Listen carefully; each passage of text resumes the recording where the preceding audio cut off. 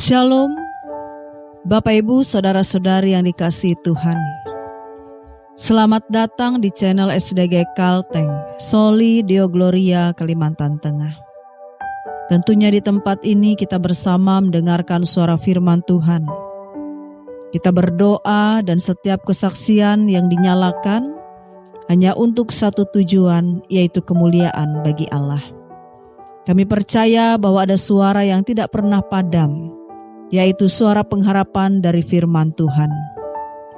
Di sini kita kembali dikuatkan, kita disegarkan di dalam kasih, dan diingatkan bahwa hidup kita bukan kebetulan, tetapi panggilan ilahi untuk memuliakan Dia.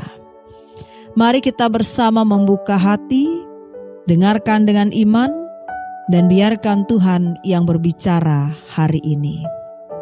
Karena apapun yang terjadi, tentunya kita hidup, kita melayani, dan kita berkarya.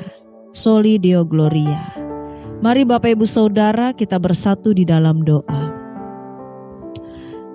Ya Tuhan, di tengah segala pergumulan kami hari ini, kami datang bukan untuk menyerah, tapi untuk dikuatkan. Kami percaya firman-Mu bukan hanya untuk didengar, tetapi untuk menyalakan api di hati kami.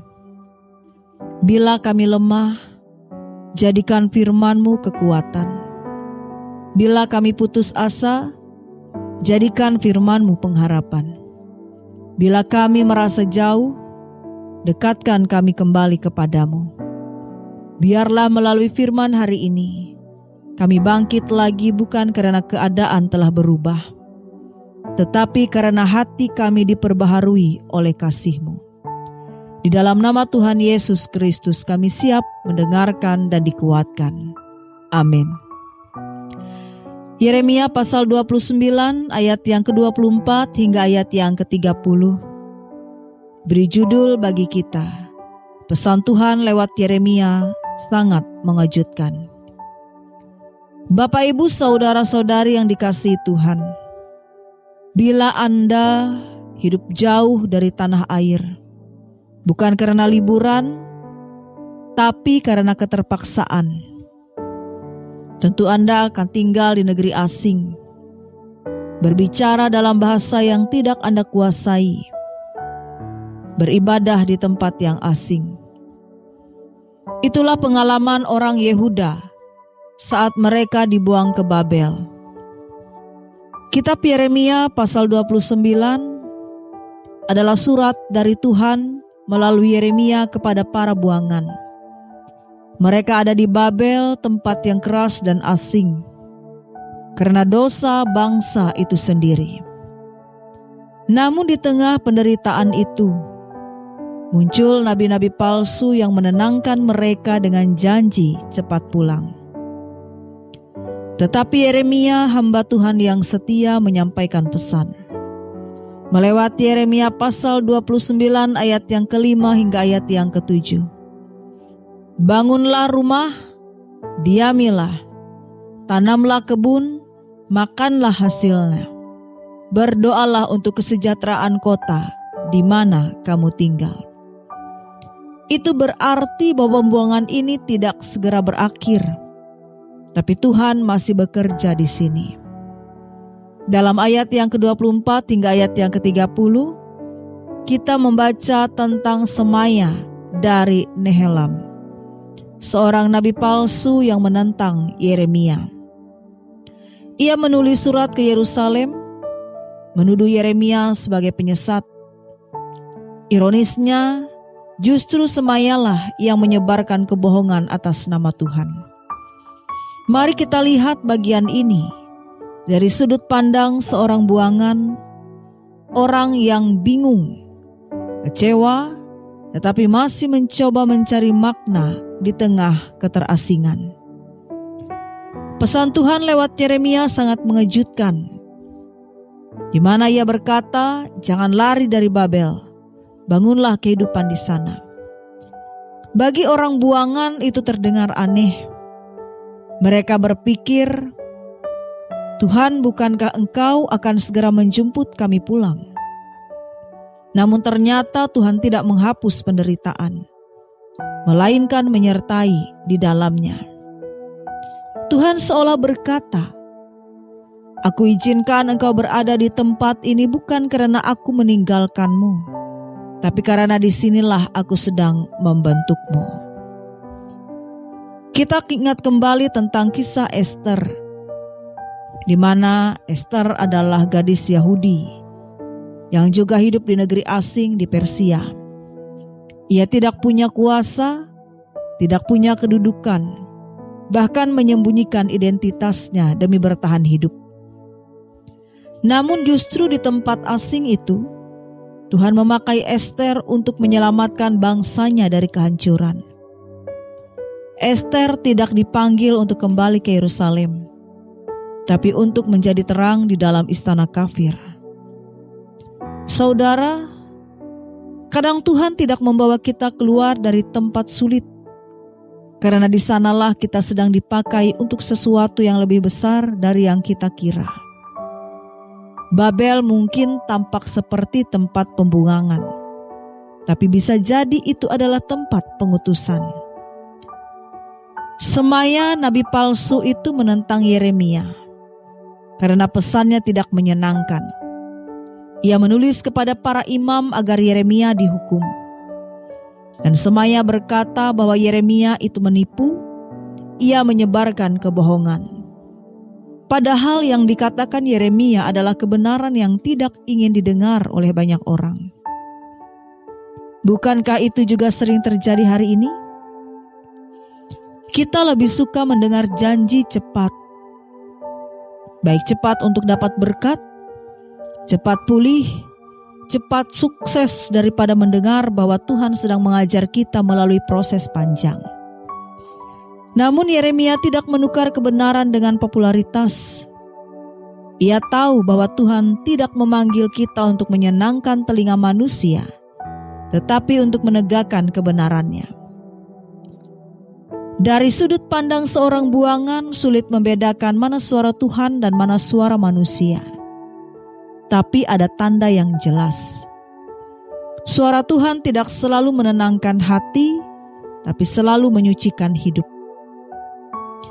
Yeremia menyampaikan pesan yang sangat berani. Sesudah 70 tahun genap, barulah aku akan memulihkan kamu. Kita dapat melihat dalam Yeremia pasal 29 ayat yang ke-10. Artinya bahwa Tuhan tidak segera menghapus penderitaan mereka, tapi Ia akan menebus maknanya. Dari sudut pandang seorang buangan, itu seperti Tuhan berkata, "Engkau akan lama di sini, tapi aku akan bersamamu di setiap tahun yang panjang itu." Dan saudara, itu juga kabar baik bagi kita. Tuhan tidak selalu mengubah situasi kita seketika. Ia sering memilih mengubah hati kita terlebih dahulu. Daniel tidak pernah dibawa pulang ke Yerusalem. Ia tetap di Babel sampai akhir hidupnya. Tapi justru di sana, di tengah istana raja kafir, Daniel menjadi saksi Tuhan yang luar biasa. Ia tidak menunggu keadaan baik untuk setia. Ia setia bahkan ketika keadaan tidak pernah baik. Begitu juga dengan kita. Tuhan tidak selalu menghapus pembuangan, tapi Ia menebusnya dengan makna. Yeremia menulis surat ini bukan untuk melemahkan semangat, tapi untuk menanamkan iman di tengah realita. Ia ingin berkata, jangan tunggu keadaan membaik baru setia. Jadilah berkat di tengah keadaanmu sekarang.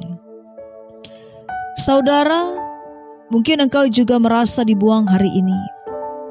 Baik dibuang oleh keadaan, oleh pekerjaan, oleh hubungan yang rumit, atau bahkan oleh gereja yang tidak memahami engkau. Tetapi dengarlah bahwa Tuhan masih menulis cerita tentangmu. Dan bisa jadi cerita itu dimulai di tanah yang tidak pernah engkau pilih. Sekali lagi, Babel bukan akhir, tapi awal dari rencana pemulihan. Sebab di tanah asing itulah Tuhan sedang menumbuhkan benih. benih yang baru dari imanmu. Jadi hari ini jika engkau merasa seperti seorang buangan, ingatlah Tuhan tidak menghukum, Ia sedang memproses. Ia sedang memulihkan arah hidupmu, membersihkan motivasimu dan meneguhkan panggilanmu. Yeremia pernah berdiri sendirian melawan arus, tetapi kebenarannya bertahan karena berasal dari Tuhan. Dan engkau pun di tengah hidupmu bisa menjadi suara yang teguh seperti Yeremia. Dan saudara, jangan takut dengan tempat asing dalam hidup ini. Pekerjaan yang berat, masalah keluarga, kesepian, sakit hati, semua bukan akhir.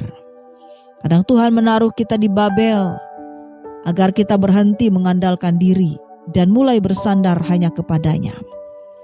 Tuhan tidak menjanjikan jalan pintas, tapi Ia menjanjikan penyertaan tanpa batas.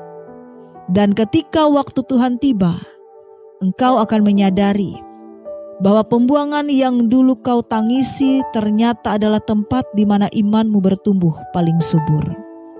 Biarlah firman ini menguatkan kita dan terlebih senantiasa tetap mendengarkan suara firman Tuhan yang mendatangkan kebenaran. Amin. Mari Bapak Ibu Saudara kembali kita berdoa. Ya Tuhan, kami bersyukur karena Engkau telah hadir, bahkan di tanah pembuangan kami. Ketika kami ingin cepat keluar, Engkau mengajar kami untuk tetap tinggal dan bertumbuh. Ampuni kami jika kami lebih sering mencari suara yang nyaman daripada suara-Mu yang benar. Bentuklah kami di tengah proses ini, agar kami menjadi kuat, teguh dan berbuah. Jadikan kami seperti Ester, Daniel dan Yeremia, orang-orang yang setia di tempat asing. Dan bila waktunya tiba, biarlah kami pulang bukan hanya dengan kemenangan, tapi dengan hati yang telah Kau perbaharui. Di dalam nama Tuhan Yesus Kristus kami berdoa. Amin.